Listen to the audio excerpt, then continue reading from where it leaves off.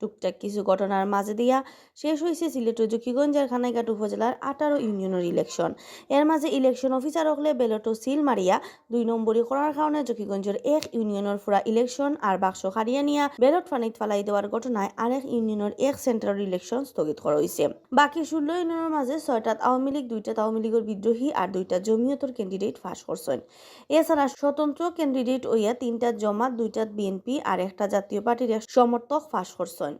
জকিগঞ্জের 9 ইউনিয়নের মাঝে খাজলশাহর হকল সেন্টারও আর সুলতানপুরের ইউনিয়নের গণিপুর গভর্নমেন্ট প্রাইমারি স্কুল সেন্টারের ভোট স্থগিত করা হয়েছে। সুলতানপুর ইউনিয়নের 10টা সেন্টারের মাঝে 9টার রেজাল্ট আগুয়াইল আছিল আওয়ামী লীগের বিদ্রোহী ক্যান্ডিডেট রফিকুল ইসলাম রফিক। তার কাছাকাছি আছেন স্বতন্ত্র ক্যান্ডিডেট বিএনপি নেতা হাসান আহমদ।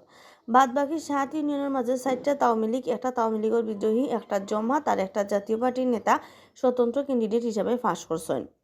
ফাঁস করা ক্যান্ডিডেট হল ওইলা 12 আলোর জমাতর মোস্তাক আহমেদ, বেরসিদ আওয়ামী লীগের আব্দুল সত্তার, কলাসরা জাতীয় পার্টির সমর্থক আব্দুল হক গফুর, আওয়ামী লীগের বিদ্রোহী আলতাফ হোসেন লস্কর, মানিকপুর আওয়ামী লীগের আবু জাফর মোহাম্মদ রায়হান, 12টাকুড়িত আওয়ামী লীগের মহসিন মর্তুজা চৌধুরী টিপু, আর জকিগঞ্জ সদর আওয়ামী লীগের মৌলানা আফতাব আহমদ।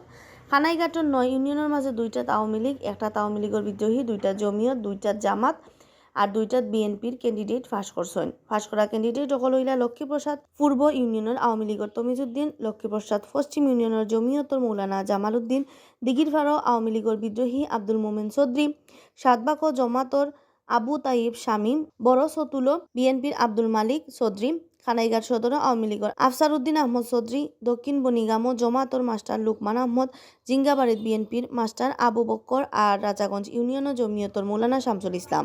আন্নামা চৌধুরী, বাংলাভিউ টিভি, সিলেট।